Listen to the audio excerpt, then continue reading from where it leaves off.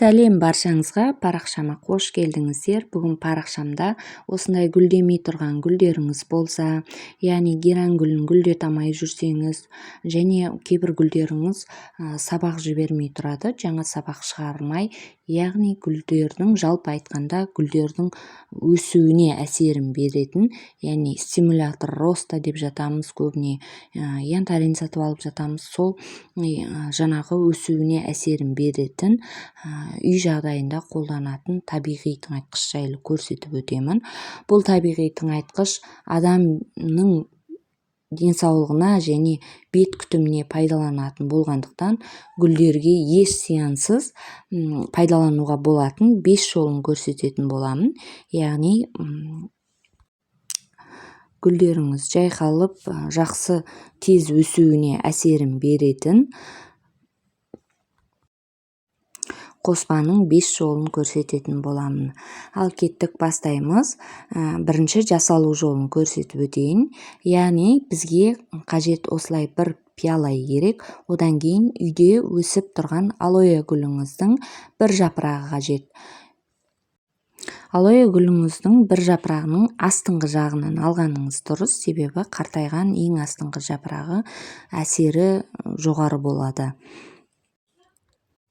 Осы алоэ гүлінің бір жапырағын жақсылап майдалап тураймыз. Блендердан өткізіп алсаңыздар да болады. Ол кезде уже су араластырып құю керек болады. Сондықтан осылай бір жапырағын майдалап турап аламыз. Көз мөлшерімен майда турасаңыздар жетеді.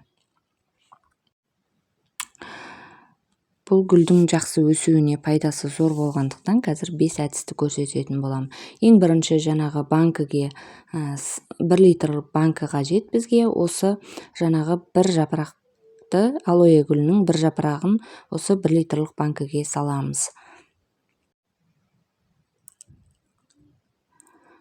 Үстінен кейбіреулер ыстық су құйып жатады екен. Ыстық су жаңағы алоэ гүлінің жапырағын әсерін жоғалтып қалады. Сондықтан мен бөлме температурасында тұрған тұндырылған суды пайдаланамын. Кәдімгі жылы су.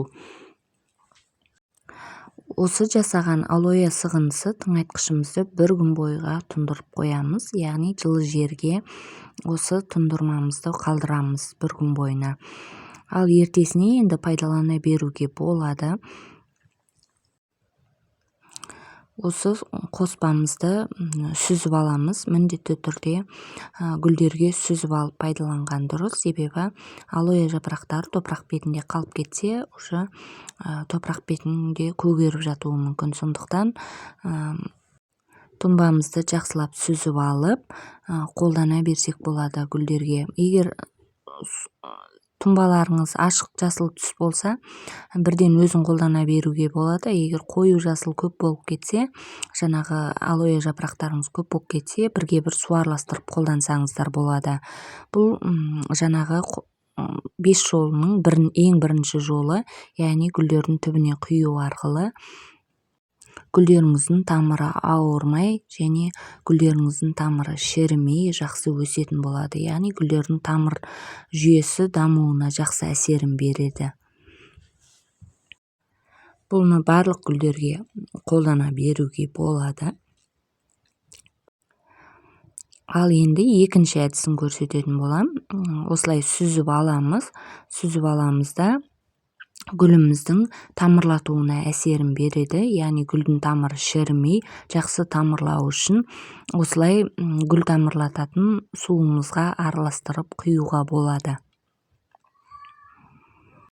Гүл тамырлататын суыңызға араластырып құйып қойсаңыз, гүліңіз шірімей, жақсы тамырлайтын болады.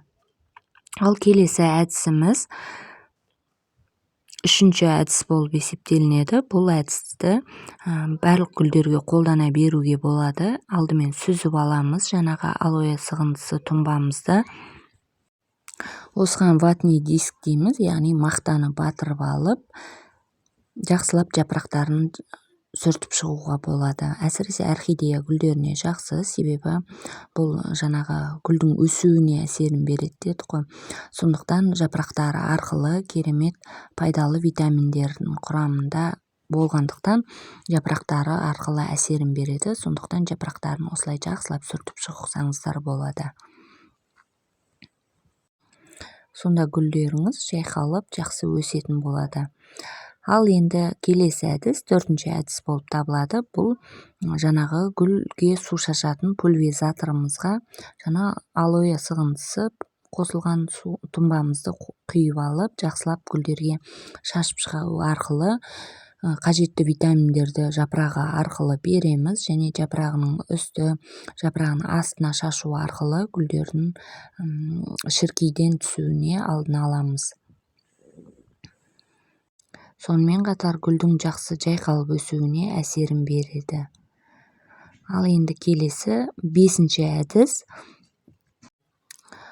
Ол жаңағы гүлдің ұрығын сатып аламыз, немесе үйде тұрған гүлдің ұрықтарын осы тұнбамыз арқылы көп процентін шығаруға болады. Яғни бірінші осы тұнбамызды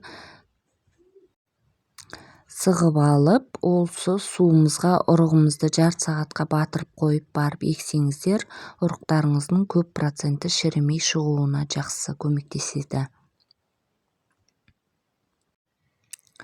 Ал сіздер гүлдеріңіздің жайқалтып өсуі үшін осы әдістерді қолданып жүрсіздер ме? Және парақшам пайдалы болса, парақшама тіркеліп, қоңыраушаны басып, лайк басып өтсеңіздер қуанып қалам, және достарыңызбен бөлісіп отырсаңыздар, оларға да пайдалы ақпарат болатын болады. Парақшамда видеомды уақыт бөліп қарағандарыңызға үлкен рахмет.